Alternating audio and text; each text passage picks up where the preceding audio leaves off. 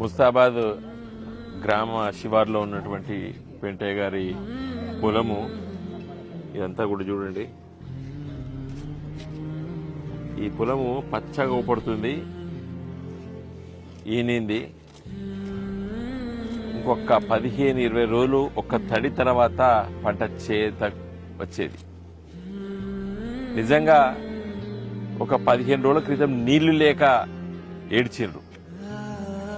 పోయినసారి మాకు మంచి నీళ్లు వచ్చేది, ఈసారి నీళ్లు లేవు, భూగర్భ జలాలు కిందికి పోయినాయి. ఇదివరకు ఇటువైపు కాళేశ్వరం నీళ్లు మరి ఈ ప్రాంతానికి అంటే చుట్టూ తిరిగినా కూడా కొసలైనప్పటికీ కూడా ఈ ముస్తాబాద్ మండలానికి నీళ్లు వచ్చేది. రంగనాయక సాగర్ నుండి వదిలిపెడితే 2-3 చెరువుల ద్వారా వచ్చేది. మల్లన్న సాగర్ నుండి కొన్ని గ్రామాలకు వచ్చేది. తర్వాత కింది పోతే నర్మాల ప్రాజెక్ట్ నుంచి వెళ్ళి వచ్చేది.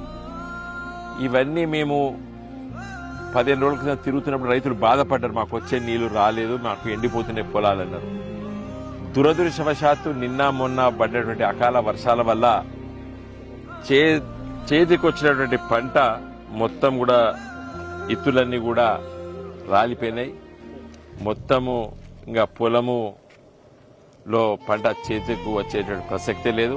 ఉన్న గింజలు కూడా నల్లబడతాయి, పనికిరావు. మేము చాలా నష్టపోయినాము అని చెప్పి అధైర్యంతో మాట్లాడుతున్నారు మా రైతులు. నేను చెప్పినట్టు ధైర్యంగా ఉందాం. సృష్టిలో మరి ఇలాంటి సమస్యలు వచ్చినప్పుడు తట్టుకోవాలి మనం. కాబట్టి ధైర్యంగా ఉండండి.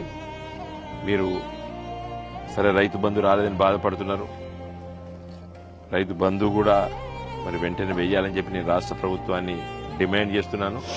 మరి ఇలాంటి పంట నష్టమైనటువంటి రైతులకు కూడా ఎకరానికి వాళ్ళకు అన్ని ఖర్చులు పోగా 15,000 నుండి 20,000 మిగులుతాయి ప్రతి రైతుకి వరి పొలాలు. కాబట్టి మీరు అంచనా వేసి వెంటనే వ్యవసాయ అధికారులు, నేను రాజన్న సిరిసిల్ల జిల్లా వ్యవసాయ అధికారిని కోరుతున్నాను, మీ ఏఈఓస్ అగ్రికల్చర్ ఎక్స్టెన్షన్ ఆఫీసర్స్ ఉంటారు, వెంటనే సర్వే చేపించేసి ఎన్ని ఎకరాలు నష్టపోయిన రైతులు ఆ లెక్కలన్నీ తీయండి. రాష్ట్ర ముఖ్యమంత్రి రేవంత్ రెడ్డి గారిని మేము డిమాండ్ చేస్తున్నాము, కోరుతున్నాము, మీరు ఈ రైతాంగాన్ని కాపాడాలి. వెంటనే ప్రతి రైతుకి ఈ వడగండ్ల వాన వల్ల నష్టపోయిన రైతులకి నష్టపరిహారం ఇవ్వాలని చెప్పి కూడా మేము కోరుతున్నాం.